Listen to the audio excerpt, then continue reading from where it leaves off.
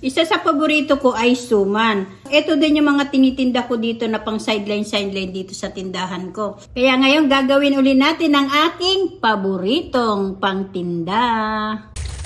Meron ako ditong nabili na 1 kilo na malagkit na bigas. Ilulutuin na natin ito at may nabili rin naman ako na niyog. Nung isang araw ko pa sana lulutuin, kaya lang wala akong mabila ng niyog, grabe. Sa mahal ng niyog, wala na akong makita. Buti pumunta ako ng tambakan. Ayun, din ako nakakuha. Marami silang niyog. Kaya lang, 30 pesos na hindi. Nawala na yung 20. Hugasan natin ito ng 3 beses. Hindi ko tatapin yung pinagugasan ko ng bigas. Kasi pandilig ko to sa halaman. So, ididilig ko na muna ito.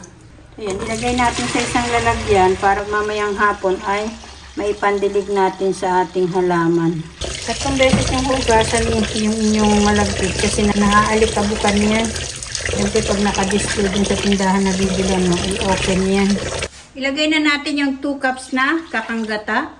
Then ang ating pangalawang gata. Maglalagay ako ng 1/2 tablespoon na asin. And by the way, bukas na po yung ating stove mga kamamsi. And then hugasan ko at babalatan. Ganito kalaki ang gagamitin natin niya, ginger or luya.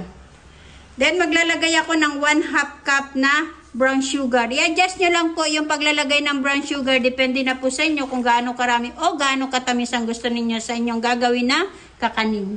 Lagay na rin natin yung ating ginger.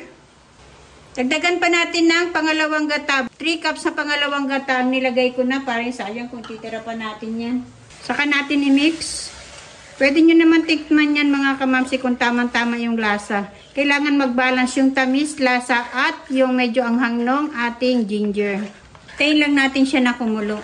Maglagay pa tayo ng 1/4 tablespoon na asin. So, malapit na yung kumulo, ilagay na rin natin yung ating malagkit na bigas na hinugasan natin. 1 kilo po ito mga kamamsi.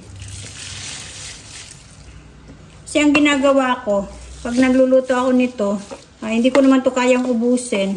So, nagbibigay ako sa kapitbahay and then, yung tira, ilalagay ko sa rep para may nakakain ako kapag gusto ko. Kasi sa almusal, gusto ko nakain ko ganito.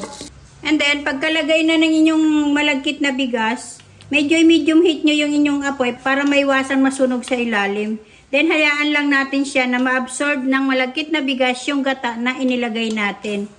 Sa mahinang apoy lang mga kamamsi, then minsan-minsan ay haluin nyo lang.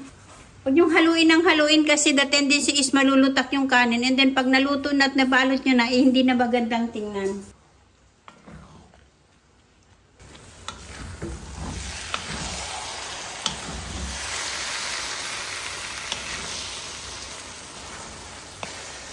Haluin lang natin, then i-off na natin ang ating stove. Okay na ito mga kamamsi. Anyway, lulutuin pa rin natin yan. Off na natin ang ating stove, then palamigin natin at magdadarang tayo ng ating gagamitin na dahon. Darangin muna natin yung ating dahon ng saging na kinuha. Ayan. Ganito lang siya mga kamamsi. Kailangan dinadarang kasi pag hindi mo yan dinarang, masisira yan. So, ganyan lang. Tapusin ko lang lahat. Malamig na tong ating malagkit. Tanggalin muna natin yung ginger na inilagay natin. Baka naman makagat natin yan. Tanggalin natin. So, okay na yan. Magbalot na tayo.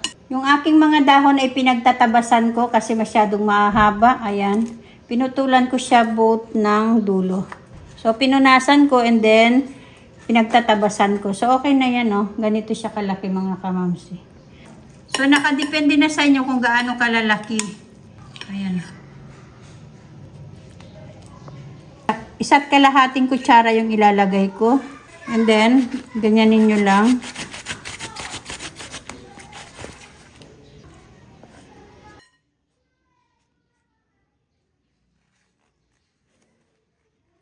I-roll nyo lang.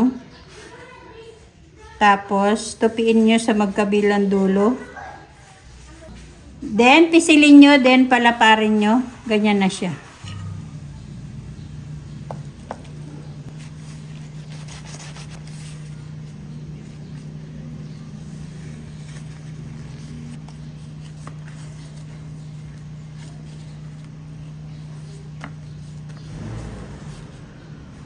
Nilagyan ko na ng tubig yung ating steamer. Nakasalang na yan mga kamamsi. Binuksan ko na yung ating stove. Then, ilagay natin yung binalot natin na suman.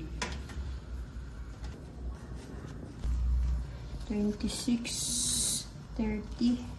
Bali, 35 pieces lahat-lahat ang kinalabasan ng 1 kilo na malagkit na bigas. Then, lutuin nilang natin ito for 1 hour. Takpan na natin. Pagkakulo ng ating mainit na tubig, ilagay nyo na siya sa medium heat. Check natin mga kamamsi after 1 hour. Ito, tiniming ko siya. Pagkakulo ng tubig, saka ako nag-set ng alarm na 1 hour. So, ayan mga kamamsi, luto na yan. Okay na yan, oh. Luto na siya. Then, off na natin ang ating stove. So, kain na tayo mga kamamsi. Ayan, oh, maganda yung pagkakaluto niya. Maligat talaga. Kain na po tayo mga kamamsi. So, eto na mga kamamsi ang ating suman na malagkit. And by the way, if gusto nyo ng matamis, dagdagan nyo po ng 1 tablespoon na sugar. Kasi eto sa akin ay hindi siya masyadong matamis.